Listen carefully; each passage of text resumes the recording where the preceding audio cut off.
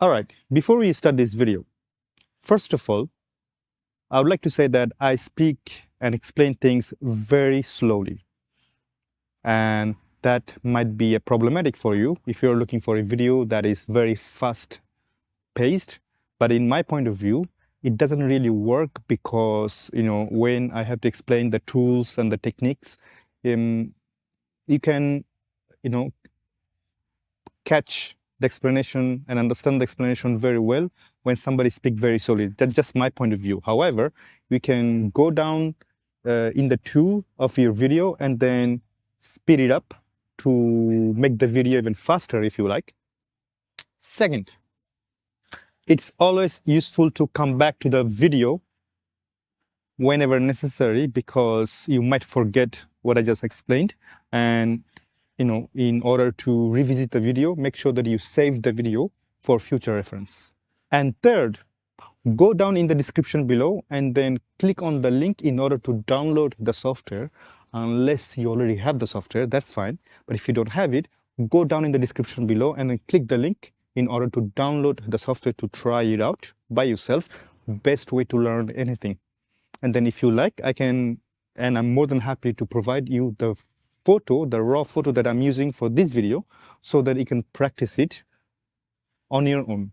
And that way, you will never forget any tools and you can actually learn a lot faster. Now, let's jump into the video. Enjoy photography. Fixing distortion of an image taken with wide-angle lens such as GoPro or such as with a wide-angle lens of any kind can be very complicated unless you have specialized software such as DxO, Viewpoint, whatever version, which actually very, very good. Depends if they have your lens in their system. But if they don't, you still have to fix it manually. How good is it? The Silkypix Developer Studio Pro 12. I'm using the new version, but the tools remains the same as the 10 or 11, if I remember correctly. So I have this image that I've taken in Pisa. Of course, this is the Tower of Pisa, so it's obvious. So we are going to go to Quick Tab, see if we have this tool here. So we don't, we only have the rotation tool. So I'm going to go to Advanced, and then we're going to go down in the lens rotation and shift lens effect. I guess that's the one, if I remember. So either you have this tool, the rotation, or you can use this, but that's not perfect. So you have to rotate completely. So in that case, I can just click at the bottom right, this rotation right or rotation left. Now let's zoom out. Now we need to fix the distortion of this tool before I fix the perspective. In order to do so, I am going to go to Lens Aberration Controller. So you have this default, and if you don't have any, if it's a JPEG, unfortunately, you cannot fix it if it's a non-raw data, which is sad because, you should have it even for the JPEG. I don't understand why they don't have it. It's a little bit of a disappointing in my opinion. So you have to click the distortion, turn it on. Then let's try the center all the way to left to see if there's anything fixed. No. So distortion rate, you have to go backward.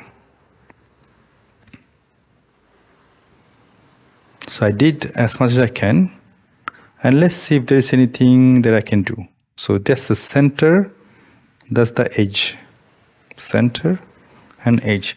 And you notice that I lost some of the top part of the tower over here because of this fix, which I don't like it. I want my everything if it's possible. So this is where I get confused. So let's work on it together. So first of all, before, after. So it's quite all right, in my opinion.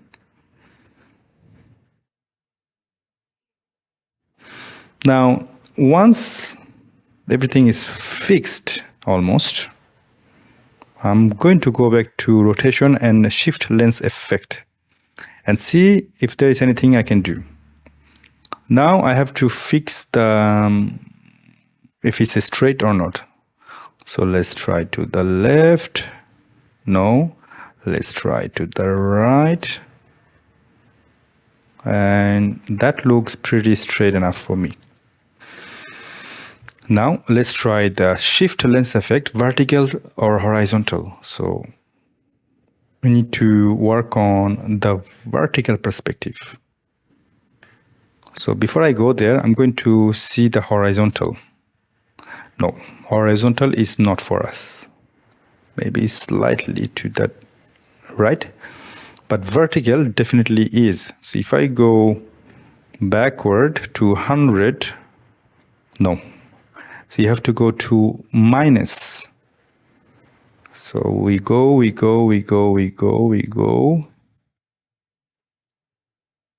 As much as we can. You see that when I was in minus about 69, 68, I have the information on the top. So that's about right. Now I'm going to click on before and after, before and after. So I have the top, but I've lost the bottom part. So that's not right either. So what am I supposed to do in the end? I have no idea. So in that case, let's try again with the horizontal perspective. Not much. Here is another tool that may able to survive, save your image, which is the crop tool. And in the crop tool, you have this button at the bottom. See that? So this is the extend processing area. So this is where you might be able to save something. You see that once you fixed it, you have all this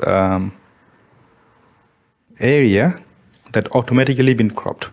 So you cannot do much, unfortunately. You really cannot do much here. So I'm going to click off. So yeah, if you want to fix the perspective, unfortunately, you're going to have to sacrifice something. I think it's the same for DxO viewpoint as well. Let's try before and after. And it takes some time to fix it. If you do manually, like I took about 7 minutes, something like that, because I explained a little bit to you. Now, what if I use the perspective correction tool? So if I all the way to go to initialize and turn on the perspective tool, this is where I'm not the best person in the world, but I'm going to try my best to fix it. So I'm going to go over there.